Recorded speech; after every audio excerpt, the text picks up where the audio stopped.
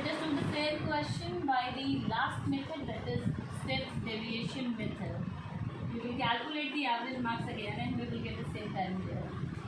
For calculating this, the first two steps will remain the same. I have written the variable x here, my 20, 30, 40, 50, 60 marks obtained by the student with the corresponding frequency 8, 12, 20, 10, 6 and 4.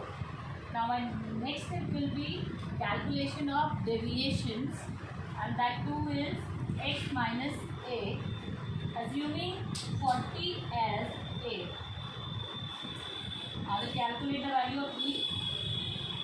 Variable x is 20 minus 40, again the same thing that we had done in our previous question also.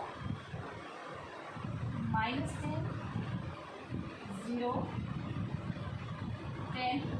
Variable x is 50 minus 40 is 10. 60 minus 40 will give me 20, and 70 minus 40 will give me the value 5. Now I have calculated d. D is the value which can be divided by the number 10. 10 is the common factor that will divide your whole series. That is why I will reduce the value of d into d dash, lowest term. D divided by the value that can divide all the values of the series, that is the common number, that is 10. The common factor 10 will be utilized here.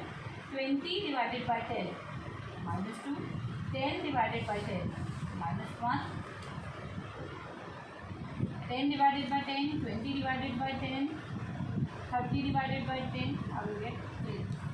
So, after reducing the value of d into d dash, I will calculate the multiplication of frequency with d dash. The value of frequency given to you here. The value of d dash you have already calculated. Suppose if I am going to multiply these two columns, I will get the value fd dash. 8 multiplied by 2, 16. 12 multiplied by minus 20, minus 12.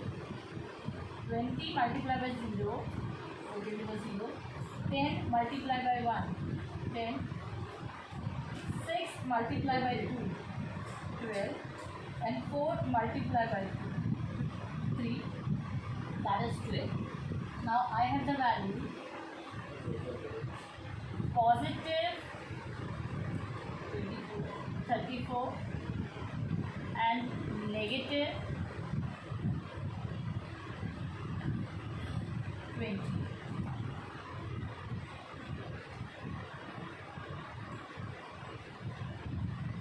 I will apply the formula here. For calculating my answer, I need the value. I will put the formula here. Variable x bar equals to a plus sigma fd dash divided by sigma f multiplied by the common factor. To apply this formula, I will first calculate the value of fd dash, and that will be 40 minus 8, that is 6. Positive 34 minus 28 will give me the value 6. Now I will put the values in my formula here. X bar equals to a, that was 40, plus sigma fd dash, that is 6. Sigma f, we have already calculated the value of sigma f, that was 60. Multiply the common factor, the value of common factor was 10.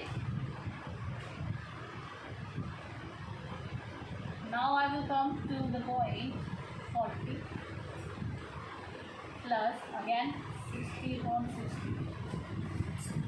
and then get the value of 35. Children, you may have seen that I have calculated the same question, marks obtained by the 60 students, and the average marks scored was 41. Either I have calculated by the first method, that is direct method. Then I have calculated the same question with the second method, shortcut method. And the third one method is also here with you, that is step deviation, and again I have get the value 41. It means the mean will remain same, 41. Either I opt for the first method, second method, or third method. But you must be aware about the formula of these three, because all the three formulas are different from each other. If question comes to you that calculate the average by shortcut method, then you will apply this formula. If question comes to you is calculate average marks by direct method, then you will apply the first one method. Or if the question will be based on second method, then you will apply the second. The three methods I have taught you about calculating the average, the mean marks by all three methods. So now in case of discrete series, you can calculate the value of average by the three methods: direct, shortcut, and step deviation. By this, we are going to end the discrete series, and I give you the questions based on discrete series, and you are going to calculate the answer by all the three methods. Remember, you will put the formula for the three methods, and one question will be sorted out by you with the three methods, and all the methods will give you the same value. So when you will sort out this numerical in your notebook, I want the three methods together. The moment I check out your notebooks, I want that you must have to sort out this numerical by the three methods: direct, shortcut, and step deviation. In all the three series, either individual series or continuous series or discrete series. This is what I want in your notebook. Our next step is continuous series, and we will apply the formulas there too. Prior to that, I'll give some questions to you for your practice.